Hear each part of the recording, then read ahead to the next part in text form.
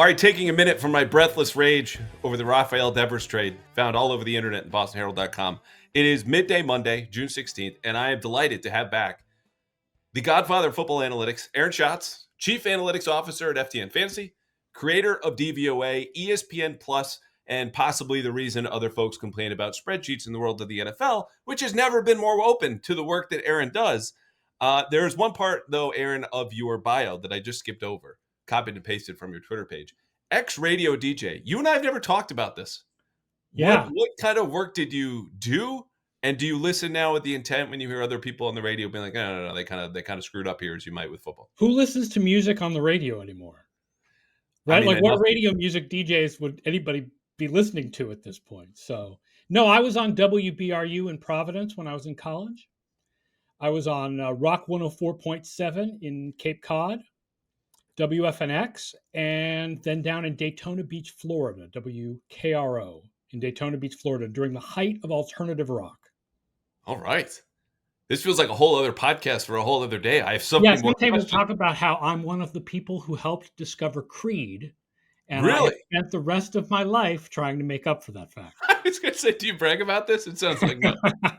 It's not in the bio, so I would say not exactly. Yeah, we played them as an unsigned band. Yeah. Nice. And then did they remember you? Did you do any interviews? I'm not sure if they have any clue who I am. We were the second station to play them. Tallahassee played them first, and then some guys from Tallahassee brought me the record. And I was like, oh my God, I hate this so much. It's going to be insanely popular. It became our number one most requested song in Daytona Beach before they had even signed to a label. Eventually, they signed to Wind Up Records. Record came out, and the rest is history. Incredible. I'm going to do my best to not bring this up again because, again, this podcast will just spiral as they tend to as we get off track. The reason you are here, and if Creed does know you, is certainly going to be for your good work. You have been in this podcast before. Last year, you and I discussed a potentially rosy outlook for the 2024 Patriots, which didn't pan out because that's sometimes how these things go. And people forget that models are not a definitive exact prediction, but a kind of most likely outcome amid several others. So we're going to talk about the 2025 Patriots today, what your numbers say about this. I do want people, though, as I will soon be doing, whether I am on a boat or on a lake or on the beach, to buy the FTN Football Almanac, which right now you can get at a pre-sale price of just $35. And my endorsement carries only so much weight. I understand. John Harbaugh's Super Bowl winning head coach, his endorsement should carry a lot more. He is telling you to buy Aaron's Football Almanac, the FTN Football Almanac, the most respected preview in all the NFL. Do that right now at ftnfantasy.com. The link is in the bio. Now, give us a taste. Give us a little tease on what the chapter on the 2025 Patriots says in the Almanac. I think we have them right now we haven't done the final simulation yet. We have them at about 7.5 wins in the average simulation, which I believe is a little bit below Vegas. I think most books have them at like 8.5 right now. Yeah? Yes. I think that what's going on is that we are giving sort of less value to the Vrabelization of the Patriots, because the fact is that historically we have no evidence that Mike Vrabel is a really good coach. Like, we think he is because good things happen to Tennessee. But from a sort of statistical perspective, it's not like we have 6 or 7 instances of Vrabel going to teams and improving them. We don't know what was him and what was the players in Tennessee. And we don't have some sort of variable for Gerard Mayo had no idea what he was doing. So we may be sort of understating a little bit how much the Patriots can improve. I think we have them around 25th on offense and 22nd on defense and average in special teams. Okay. And obviously health is factored in. Like, there are so many different things that you just glossed over that you can find in the Almanac if you want to dive into Rage Read as opposed to Rage Write, which I did last night. Again, thinking about the Red Sox. But Vrabel is a person, let's just call him a character in whatever the story of the Patriots unfolds to be in 2025 that I feel most certain about. Like, contrary to the view you just presented, statistically, we don't know. I look at a number like him winning the higher percentage of his games as an underdog in Tennessee is very favorable on a head coach. And maybe the lines just Vegas didn't like the Titans, whatever it might be. But I feel certain about who he is. When I think about all the different simulations and the outcomes and the good luck and the bad luck that could happen to the Patriots this season, I at least feel like they will be well coached. If he's not your answer to that question of like, hey, it's Monday, June 16th, who the hell knows what's going to happen tomorrow, let alone 3 months from now. What are you most certain about what the Patriots will be in 2025?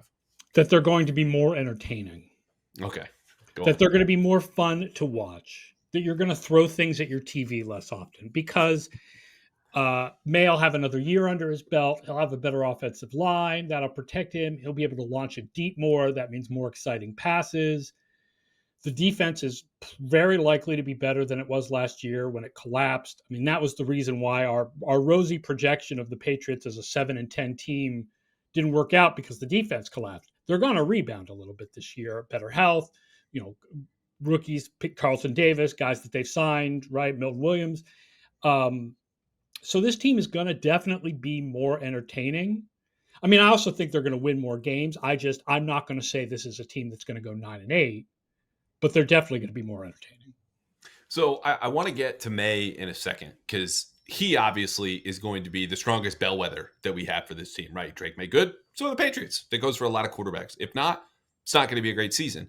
The defense, though, is something where, like I guess your projections, I find myself lower than consensus. Like I will do radio hits or TV stuff, and it's like, well, why don't you believe in the defense? Vrabel's here, Barmore's back, Milton Williams is hanging around, and Christian Gonzalez is picking off Drake Maye 70 times in practice at OTAs.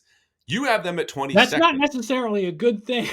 Right. Really But the good point being, statement about the offense, if that's true.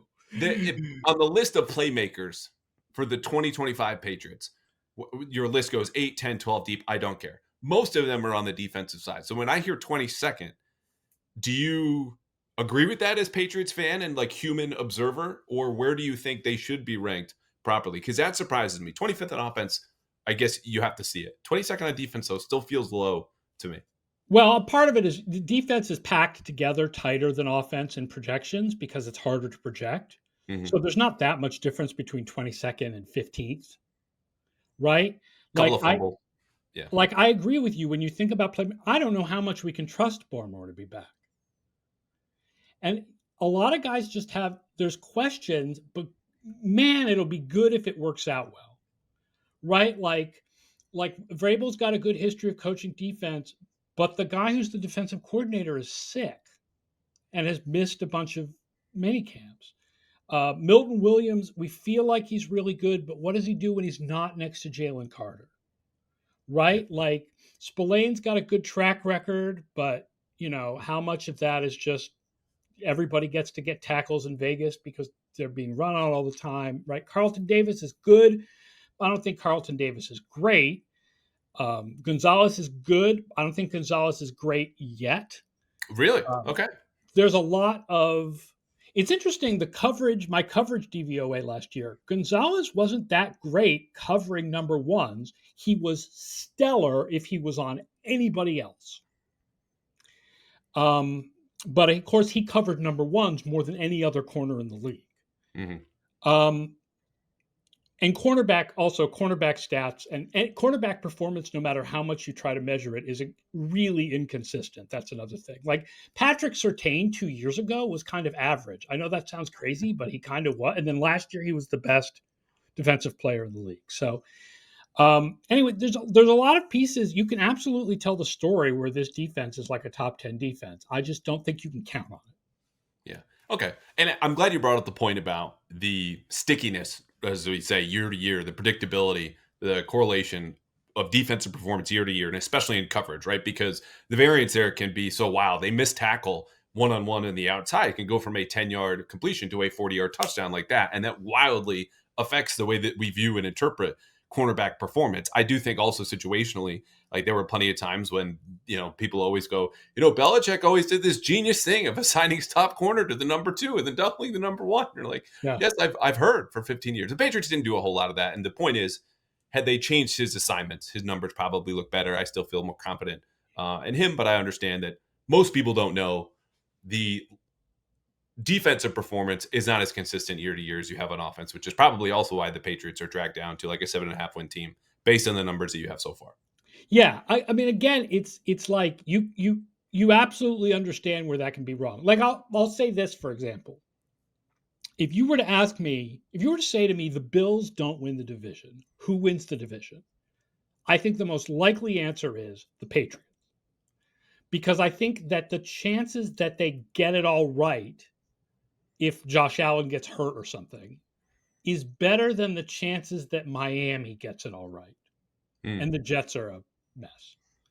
So like I feel like the range of possibilities for the Patriots is greater. Like the highs could be higher, but the lows could be lower. fair. All right, and that brings us back to Drake May. 22-year-old kid. I'm just going to say he'll probably be a captain this year. And I talked a little bit about his leadership with Mike Giardi last episode. And we're just saying we don't really know what it looks like. And the reason that that's material to a conversation that revolves more around statistics, of which there is no metric as far as I know. Maybe you invented one yesterday. Capturing a quarterback's leadership is to say that I also don't know exactly what it's going to look like on the field. I am a full-on Drake May believer. I would have had the tattoo if I got tattoos before he was even drafted by the Patriots. How much I believe in this kid. But I know there are areas for growth. I wrote about this a week or two ago. Things I'm specifically looking for that will spring him in this year 2 leap that we all expect. What are you looking for from Drake May that will determine more than any other variable whether they hit those low lows or soar and perhaps surprise and win the division if they get lucky? I think first of all you want to see better performance on intermediate and deep passes. Yes. But that's not necessarily May's fault. Right? A lot of that is the offensive line. He can't stay upright long enough to get the ball deep. Then he can't get the ball deep. But he didn't have good numbers on intermediate and deep passes. He also was very bad against the blitz. Now that's another one where you don't know how much of that is the offensive line. But the only qualifying quarterbacks with a lower DVOA against the blitz were Deshaun Watson and Anthony Richardson. So you want to see definitely a better performance against the blitz. And then the other thing I would like to see, although this is more up to McDaniels, is I'd like to see some designed runs for him. From zone reads, some design runs to put some fear into the defenses that will also open things up for Henderson and Stevenson, because we know that May has the mobility to do that. So the design run conversation, I think, is an important one. We're going to spend a lot of time in the preseason and early in the season hemming and hawing because this is a guy who at least had one diagnosed concussion, probably two, if we're being honest about him going down later in the year. I want to say it was the Chargers game and coming back. But the point about the blitz is more interesting to me than like how many concussions Drake May had, whether or not he should run. That's a safety issue. Okay. Wherever you fall, I probably understand it, even if I don't agree with it. What do you make of those blitz numbers and why they were the way that they were? I don't know. I think you have to, one of the things I often say is that stats tell you what, and scouting tells you why. Mm. So I feel like you'd have to go to the film and load up all the blitzes and go, all right, how much of this is he's running for his life? How often is it an untouched rusher? Versus how often is it that does he not assign the running back to get the right guy? Or is it that the center last year doesn't assign the blocking to get the right guy? Like, why is somebody being left untouched? And is that what causes the problem? I think you would have to do a lot of scouting on it to figure out what the issue is. Okay, so I have a couple of theories, and I ask you because I know you watch enough Patriots football to at least throw something out there, even if you don't want to put your stamp on it. So you tell me which of these that you buy. Number one for me, structurally, the offense that Cleveland, let's call it Alex Van Pelt, brought with his other ex-Browns assistants was a downfield attack, heavy on play action. They led the league in intended air yards in 2023, throwing whether the ball's completed or not. Their passes covered more yards than anybody else in the league. It was not built on quick game, which when you look at the personnel that they inherited and tweak some things to work around, went less zone running to more man block stuff. They were not ready or capable of installing enough quick game to offset the pressure when the Patriots offensive line allowed the highest rate of quick pressure, as Mina Kimes has said multiple times this offseason, data I don't have, but I certainly trust coming from her, to help offset that. Josh McDaniels, we know, structurally, is going to do that because he's done it for almost 2 decades in New England. Of course, it helps having Tom Brady as the trigger man.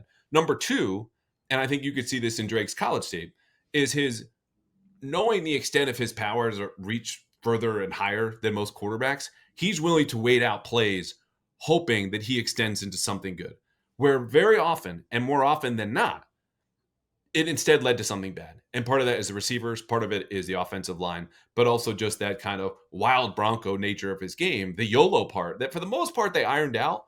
But when you're trailing in every single game in Arizona and Miami, and those plays pay off, you as a young player being like, I have to put the team on my back and I can do this because I'm invincible, I'm 22, are more prone to doing that, which I don't think is an accident that Drake Maye has told us.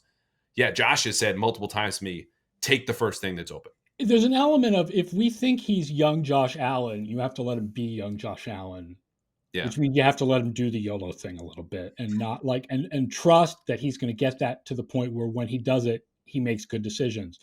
And I definitely agree with you. I'll say this about McDaniels, which I know he had that terrible year in St. Louis, but I think what they were able to change about their offense with Cam Newton and then what they were able to do with Mac Jones in his rookie year is enough of a belief that there's more to Josh McDaniels than just he had Brady as his trigger man. So I agree with you. I think they'll be able to design quick game a lot better this year and do more and improve what again, there's a battle in my head between my Patriots fandom optimism and my trying to stick to what projections say based on all these teams of the past, that you try to project the future based on the teams of the past that were similar. And I mean, the optimism in my head says McDaniels is going to design a better offense. This team is going to be better coached.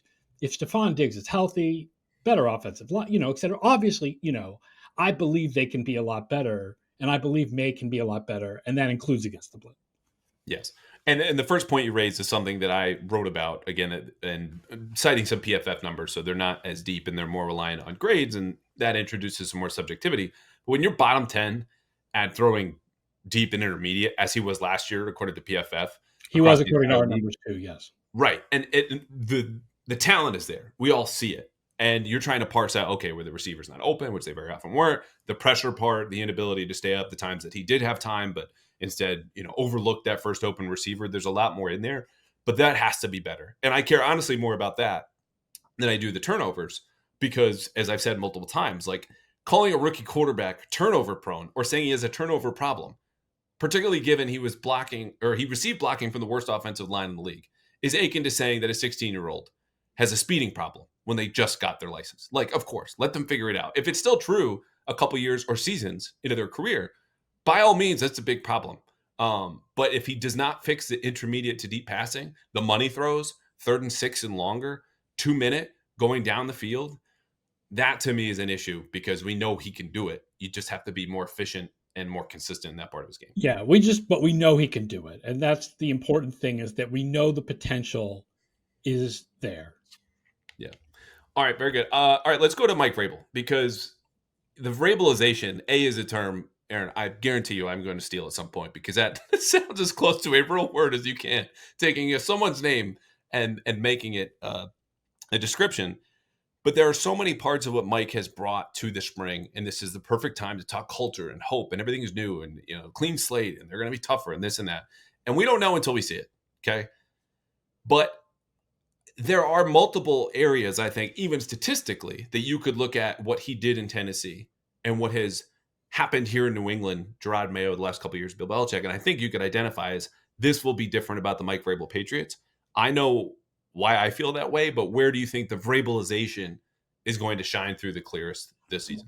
I'm not sure where we're going to see it because we know what it's going to be, which is the first thing is that this team is just going to be so much better managed because Vrabel knows what a head coach is supposed to be doing every day and like what his job is, and he's going to do it right. How we're going to see that on the outside, I'm not sure. For one thing, I'm not a believer that well-coached teams actually commit fewer penalties. Interesting. First of all, a lot of penalties are just close play that gets a little too close, like a lot of defensive penalties, right? Right. Like you're always kind of bumping a little bit on defense, and then sometimes it'll get called. But I feel like, you want to see fewer of the dumb penalties, like a delay of games and the 12-man on the field and stuff like, the guys lining up wrong. But even when teams have listen, we all believe Bill Belichick was a good coach even to his last couple of years. And then in the last couple of years, they started getting all these penalties for like being lined up illegally or whatever. But didn't make Belichick a bad coach. So I don't know whether it's like that we're really going to see fewer penalties and go, that's Vrabel. I think we're going to see more aggressiveness on 4th down, which as an analytics guy, I like. Right? Vrabel was becoming more aggressive on fourth down in his last couple of years in Tennessee, and Mayo and Belichick in his last couple of years were very conservative. So we're definitely going to see that change. But I think that most of Vrabel's being a better coach is just going to be an overall just sheen over the whole team of professionalism that will lift all boats, but will be hard to spot. Well, I think you just spotted two areas, no? Like the fourth down Oh yeah, aggression the is aggressiveness one. on fourth down definitely, and we'll see what happens with penalties. Yeah, And that was what came to mind for me. Again, reading numbers and going back through old almanacs and such, that I knew Vrabel got more aggressive and situationally, and their exploitation of rules. And I talked about this guy a couple of weeks ago, but John Stryker, their game management guy who turned Belichick's trick against him running clock in yeah, that last playoff game at Gillette yeah. Stadium when the Pats lose and it's Brady's last game and all the different stuff. Like, they spend time on those things and surveying the league and loopholes and all the things that you used to ascribe to the Belichick Patriots. Some of that is going to come back. It is not going to be the Patriot way Patriots, but Vrabel will take some of those parts and reintroduce them here that were missing even when Bill was still the head coach. I do think the penalties you bring up is an interesting point because even, to use a Dusty example, like the Seahawks of the Legion of Boom era, annually among the league leaders in pass interference. Pretty bad penalty. Automatic first down, 15 yards. That's expensive. But the stuff they didn't do, the procedural mental errors, the unforced errors, if you will, to use a tennis term, like the best teams don't do that stuff, right? Line up right. Don't have 12 guys in the huddle. Okay. It's a little bit less obvious than you think. Some of the best teams still do that stuff. It's very frustrating, right? Like when a team lines up wrong and you're like, dude, all you had to do was get 2 steps forward to be on the line of scrimmage. It's very frustrating. But even the best teams do that stuff sometimes. How about just a little less? Is that fair? I mean, A that, little that's less what I would be expect nice. from Vrabel. Yes. Yeah. And the other part I will say is this, because again, we talk about, okay, Maye onto Vrabel and the whole team and the defense. I think we are underrating, and I include myself in this until very recently, but for now, throw me in with everybody else too. How many moving parts are all coming together simultaneously? New faces, new coaches, new players, new schemes, and to expect this to all hit the ground running. Like, you want to talk about the widest variance of outcomes? This September, even early October, could be 0-4 or 4-0, and I have no idea which way that it's going. So the idea that like we understand or believe it, Drake May believer, hand up, is going to go smoothly right away because of this year 2 leap and he's better at deep throw. I have no idea.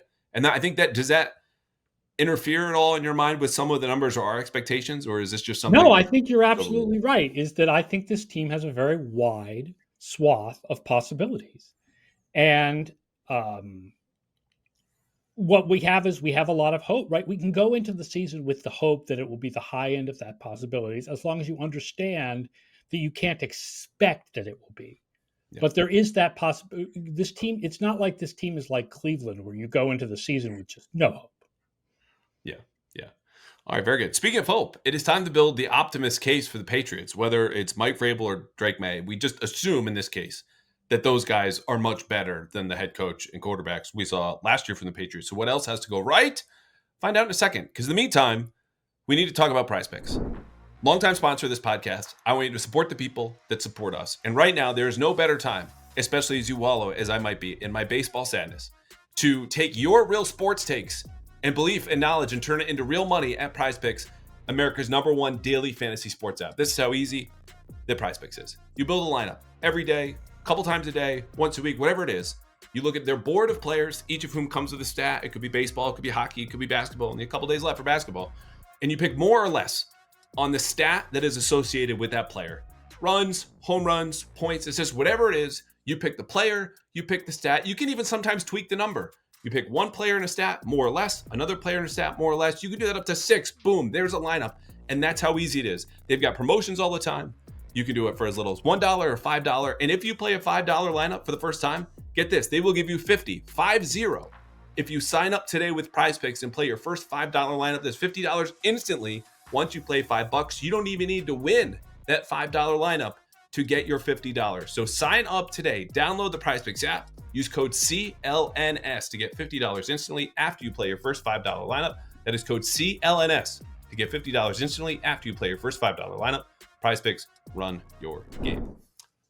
Okay, the optimist case. What else goes right for the Patriots if they end up winning 10 or more games this season, aside from Mike Vrabel and Drake May kick some serious ass? Stephon Diggs is healthy Mm-hmm. and becomes Stephon Diggs like we knew him, or almost, what he was when he was younger. Will Campbell is good. I think would be a big one. Defense comes together. Milton Williams plays well, and Carlton Davis is good, and Gonzalez is what we think he is, and the defense, I think there's a lot of talent on the defense, and it could totally meld, or it could just be a lot of pieces that don't add up to the sum of their parts. But the optimist case is that it melts, Yeah. and the schedule should be easy. I've been meaning to ask you about that, and I keep forgetting as we record here. What do your numbers say on the schedule? I think it's one of the easier schedules in the league. I believe they have one of the easier schedules in the league this year. Okay, that is associated with, I think more people have come around to the gambling vernacular of like the over-under win totals. They have the second easiest schedule according to Vegas projected win totals. Yeah, we have something like 26th or 27th, but yeah. Right. And I used to put more stock into those and have not since, because last year the Patriots had the second hardest schedule, and which is all to say the NFL is never as predictable as we believe in May and June. That's absolutely true, yeah. But injuries, quarterbacks, whatever it might be, the Patriots ended up having one of the easier schedules in the entire league once the season was done. So I don't put the schedule factored in as heavily when we're talking about projections, when I think it's going to happen. Some are easier than others, no question, but don't lock it into a top 5, top 10, best, worst, easiest, hardest, whatever. There was one thing you didn't mention, which I am a little surprised, because this is number one on my list again from reading former Football Outsiders Almanac, now the FTN Fantasy Almanac. How about health? If the Patriots, yeah, definitely. Yeah. Like, it's the boring answer, but they have to be what? Top 10 and fewest adjusted games lost? It would be help. Yeah, it would be a help. Absolutely. I guess that's part of where the Diggs thing comes in, right? I mean, obviously Diggs was an injury for them last year, but he was an injury for himself last year. But yeah, no, everybody needs to be healthy. It's very hard. I don't remember the exact numbers, but it's something like 7 of the top 10 teams and fewest injuries were playoff teams, and the 8 teams with the most injuries all missed the playoffs. And then you have Detroit, and then you have like another couple teams that missed the playoffs. I know people think Detroit had so many injuries. Detroit actually was, I think, second lowest in offensive injuries last year. All their injuries were on defense. That's just an aside, but it's sort of an interesting aside about Detroit last year. So when it came to total injuries, they were not the most injured team. Anyway, health is important. So yeah, the Patriots need to be healthy. Yeah. I'm going to add one more, and I think they need to do a better job in the first quarter, because this is a good enough team to beat good teams.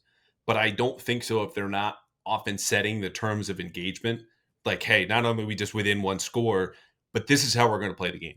And part of that is the physicality element that we can't totally quantify or discuss here. But it's also just saying, yeah, when we go into the second quarter, we're up 10-3, and we're able to unlock all parts of our playbook, because arguably 2 of our 5 best skill position players are running backs. And if we're down by 10, that's going to take them out to a degree. Even if, Trevion Henderson's speed doesn't evaporate if he's catching the ball instead of taking a handoff. But the point is, I think you need to be able to force other teams to adjust before you have to early in quarters. The Patriots, surprise to no one of the worst first quarter teams in the league last year, averaging just 3.4 points. And it wasn't even that high for most of the year. Yes, you want to be able to run the run-pass ratio you want to run. You want to be able to run the amount of play action you want to run. You want to be able to run at the pace you want to. Do you want to be a slow team or a fast team? If you have the lead, you dictate. Yeah. So, yes, you're absolutely right about that. Okay.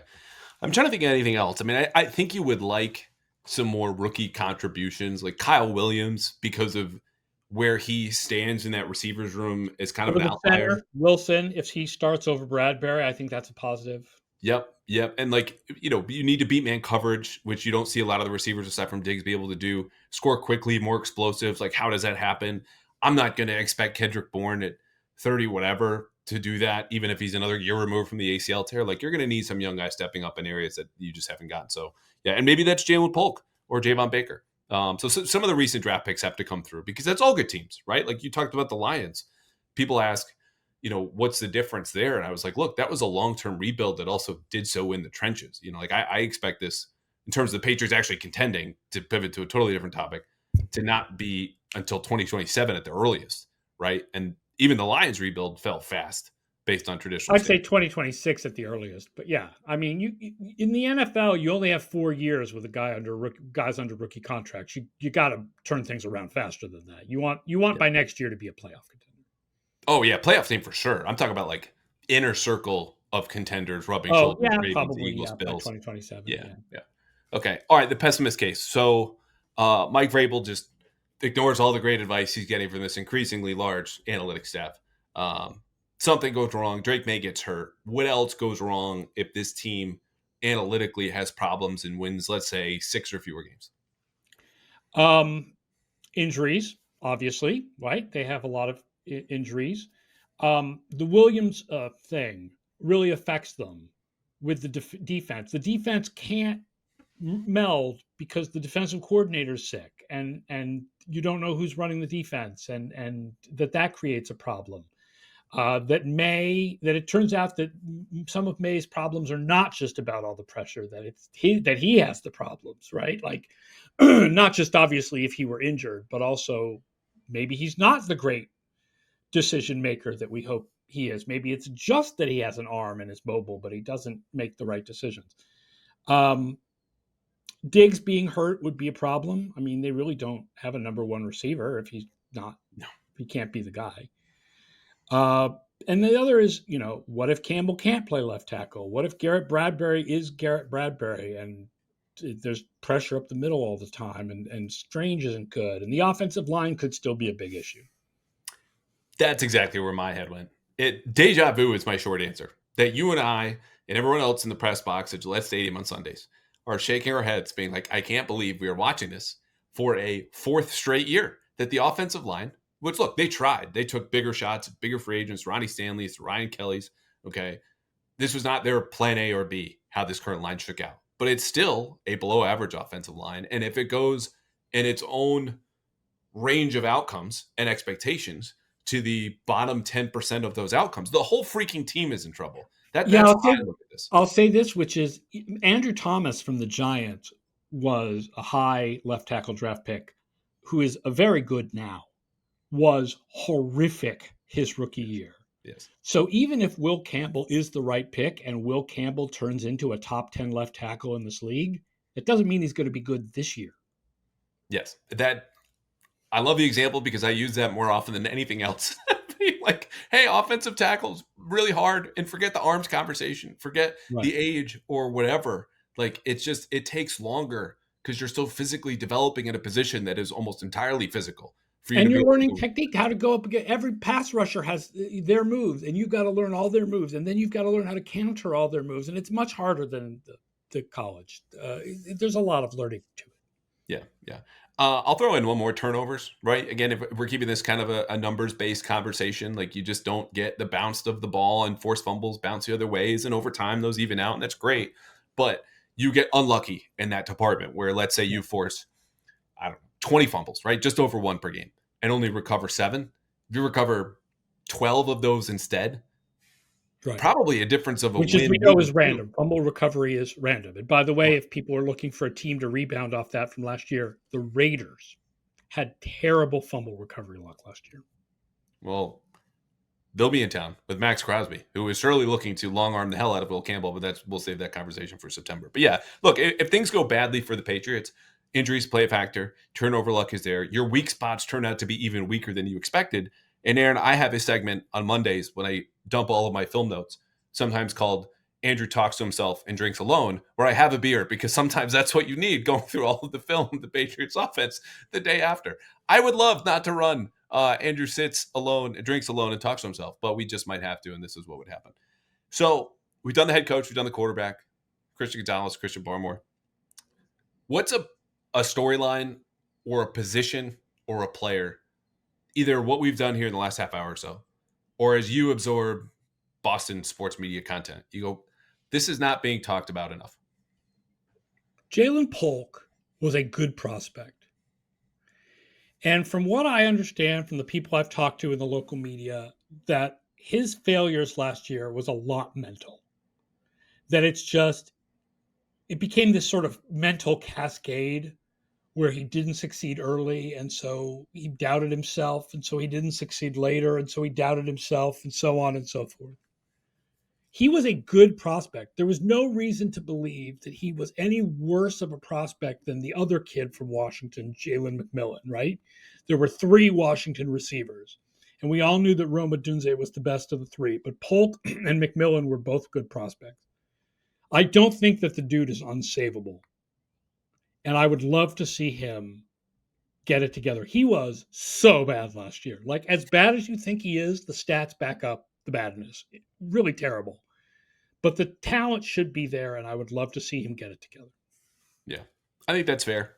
There's still a wide range of opinions on Jalen Polk, and he did not do himself any favors with some public comments, even if you need some sort of unearned Right. ego. That's part of what I'm talking about being Yeah, mental. That right. it just became this like cascade of personal failure. Yes, yes. And I don't know what happens. I could see him being cut. I could see him on the team. For now, I'm going to keep him on the team because I know what I saw last summer in a worse environment for a receiver was good enough to make pretty much every team. And whether or not that continues, who knows? He was never a sterling prospect. I said he had a mature game, which is kind of like saying someone has a nice personality. It's like, well, why aren't you showing me the picture yet? How do they actually look? But here we are. And I think his closeness with Diggs and the fact his job is not guaranteed has to help someone like that who needed some time away and also had shoulder surgery, but that's a fine pick. I'll throw another one in there, and it's more of a position group, but the edge rushers, I think, are really going to tell as much of the story about this defense as maybe any group there is, because we take for granted. Let's just say it's a higher end outcome for Milton Williams. Great, cool. He didn't need all the help from playing with the Eagles, and his endurance is better. He's playing 60% of the snaps, same production. Cool. Christian Barmore, cool. If you can double them, draw, wham, trap, whatever, you're still leaving Keon White and Harold Landry and Braden Swinson maybe, and K'Lavon Chaisson, who's suddenly getting starting reps in OTAs, one-on-ones. They Who, by have the to way, win those. did nothing his whole career until last year had like Yes. 30 pressures. So he Yeah. finally kind of put it together last year. Wasn't he a first round pick? I mean, the Yes. basic talent is 2020. there, but he was just like did nothing in Jacksonville, just nothing. He's getting starter reps now. That's kind of like surprise, but I mean, maybe he finally put it together. Well, and those are, and again, it's a rotation. This is not like, oh my God, K'Lavon Chaisson is now guaranteed a roster spot. It's just to say that those are the contracts, those are the signings, those are the additions, Aaron, where Yeah. you generate and garner the most value when you're team building. The 1 year, $5 million deal at a premium position where you have good players next to you, and you just need to win enough of your one-on-ones to get that fourth quarter strip sack or whatever it might be to seal the game and win maybe week one against the Raiders, who are just about as talented as you are. And Swinson is another, Draftniks really liked him. And I think our Saxier system, if I remember correctly, really liked him. And everyone agrees there's maturity issues. And that sounds like the kind of guy where coaching plays a big factor. And the coaching is supposed to be much improved. So let's see what it means for Swinson. Yeah. Let's see if he can be Vrabelized. Yeah. Very good. All right, let's plug the book one more time. What have I not said in trying to sell the FTN Football Almanac, which, again, everyone should buy, pre-sale now, ftnfantasy.com, $35. It's going to be more. It's basically $1 per team, okay? And we all know if you're listening to this podcast, you would spend at least $4 on the Patriots. So there, it's a deal. Fantasy.com, ftnfantasy.com/almanac for the pre-sales. And it comes out in physical book form too, but the pre-sale is for the PDF version. And yeah, there's tons of stuff. If you want to learn not just about the Patriots, but just about every team in the league, there's tons of stuff. Jeff Radcliffe's fantasy projections, which are award-winning, will be in there. All of our witty writing, people know our writers, Mike Tanier, Brian Knowles, Dan Pizzuta. There's just going to be a lot of really good stuff. Plus, I actually wrote a chapter myself this year. I did the Jets. So if you want to laugh at the Jets, I've got you. Why did you do that to yourself? Or did you take some sort of sick glee in writing about the Jets are a complete mess? Tyler Lochner had a newborn, so okay. he had to bow out of the Jets. So I did the Jets, and I'm not the biggest Justin Fields person. Mm-hmm. So yeah. Hell of timing by Tyler Lochner. 9 months, Aaron's going to call me to ask about writing about the Jets. Like, oh, honey, we have a free minute or two. I would really hate to do this. Good for you, though. Dan Pizzuta has been on the podcast. He's terrific. And that goes deep into the numbers, scouting stuff. So again, if you've heard him on here, and obviously you've heard Aaron, read his work, and seen him other bigger places than this, buy the book. The link is in our description, whether you're watching on YouTube, listening on Spotify, listening on Apple. And while you're at it, again, please subscribe on YouTube, Apple, and Spotify. He's Aaron Schatz, Godfather of Football Analytics, Chief Analytics Officer at FTN Fantasy. Thank you for your time and insight, sir. This was a pleasure as always.